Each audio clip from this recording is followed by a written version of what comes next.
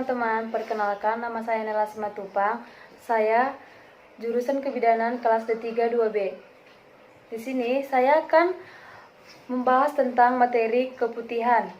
Sebelum saya melanjutkan video ini, jangan lupa like, komen, dan subscribe. Nah, keputihan adalah kondisi ketika lendir dan cairan keluar dari vagina. Keputihan merupakan cara alami tubuh untuk menjaga kebersihan dan kelembapan organ wanita. Ketika seorang wanita mengalami keputihan, cairan yang diproduksi kelenjar, vagina, dan leher rahim akan keluar membawa sel mati dan bakteri, sehingga vagina tetap terlindungi dari infeksi. Keputihan ini terjadi pada wanita yang masih mengalami menstruasi dan ibu hamil. Ibu hamil mungkin akan lebih sering mengalami keputihan akibat perubahan hormon. Ketika wanita mulai memasuki masa menopause, berubahlah keputihan akan berkurang. Harap berhati-hati jika cairan keputihan mengalami perubahan warna, tekstur, dan bau. Kondisi ini dapat menjadi tanda keputihan yang tidak normal yang disebabkan oleh infeksi atau kelainan pada organ reproduksi wanita. Keputihan yang berciri seperti ini seringkali merupakan salah satu ciri penyakit kelamin wanita. Gejala keputihan. Keputihan tergolong normal akan terlihat cairan yang keluar dengan tanda-tanda seperti tidak berwarna atau berwarna putih, tidak berbau dan tidak mengeluarkan bau menyengat, meninggalkan bercak kekuningan di celana dalam. Tekstur cairan keputihan dapat berubah tergantung siklus menstruasi. Keputihan yang tidak normal dapat ditandai dengan cairan keputihan berbeda warna atau tekstur yang tidak seperti biasanya. Cairan keputihan keluar lebih banyak dari seperti biasanya, keluar darah setelah berhubungan seksual atau di luar jadwal haid. Dan keputihan yang abnormal ini dapat disertai dengan keluhan, gatal pada area kewanitaan, nyeri di panggul, atau ketika buang air kecil, rasa terbakar di sekitar vagina. Penyebab keputihan yang dialami setiap wanita berbeda-beda, mulai dari jumlah cairan yang keluar hingga warna dan tekstur cairan. Keputihan normal terjadi setidaknya 6 bulan sebelum seseorang mengalami menstruasi untuk pertama kalinya. Kondisi ini dipengaruhi oleh perubahan hormon di dalam tubuh. Selain karena perubahan hormon, keputihan juga akan normal keluar saat wanita mendapatkan rangsangan seksual, sedang menyusui, atau stres.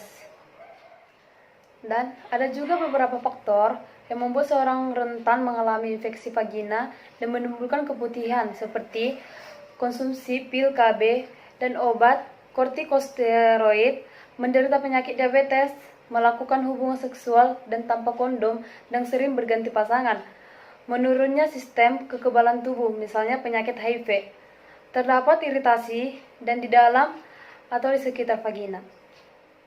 Diagnosis keputihan. Untuk menentukan apakah keputihan bersifat normal atau tidak normal, dokter akan menanyakan gejala yang dialami seperti siklus menstruasi dan mengenai hubungan seksual. Selanjutnya, dokter akan melakukan pemeriksaan, terutama pemeriksaan panggul untuk pemeriksaan kondisi organ reproduksi wanita seperti vagina, serviks, dan rahim. Selain itu, dokter juga akan melakukan pemeriksaan terhadap cairan dan keputihan itu sendiri. Perubahan warna pada cairan keputihan ini dapat menjadi petunjuk bagi dokter untuk menentukan penyebabnya. Nah, di sini saya akan menjelaskannya. Seperti cairan berwarna coklat dan disertai bercak darah. Keputihan ini disebabkan oleh siklus menstruasi yang tidak teratur. Meskipun jarang terjadi, kondisi ini bisa juga merupakan tanda dari kanker rahim atau leher rahim. Cairan berwarna hijau atau kuning dan berbuih. Keputihan ini disebabkan oleh penyakit trichomoniasis. Terus cairan berwarna kelabu atau kuning. Keputihan ini dapat disebabkan oleh gonore. Berikutnya, cairan berwarna putih dan kental, yaitu keputihan ini disebabkan oleh infeksi jamur pada vagina. Berikutnya, cairan berwarna putih, abu-abu atau kuning sertai bau amis.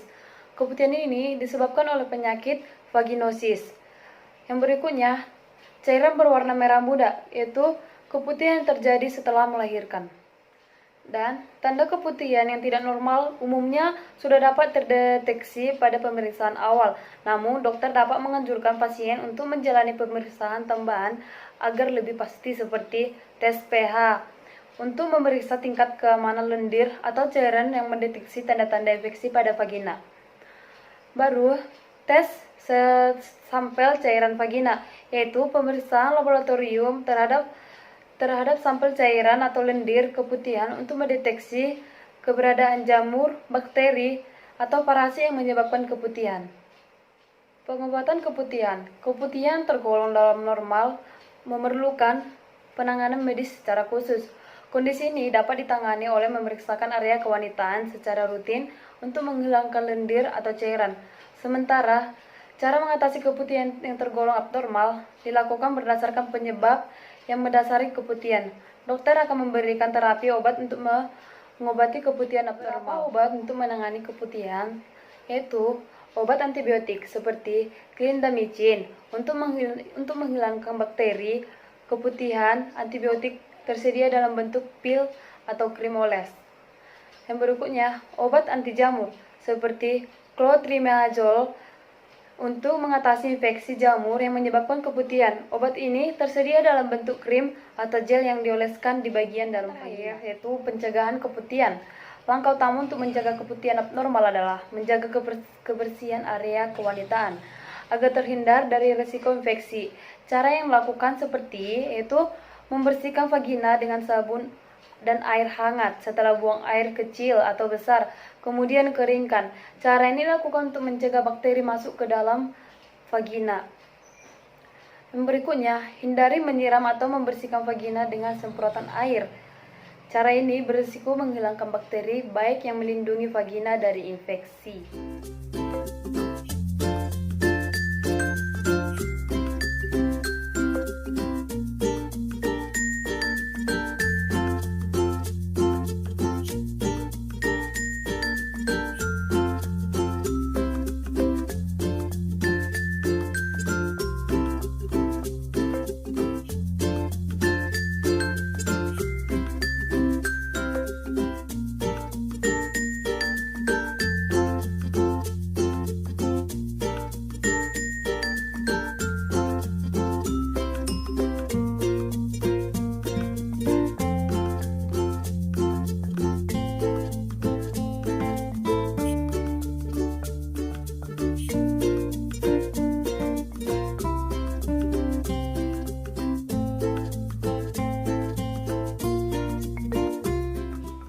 Jadi, sekian yang saya sampaikan tentang keputihan.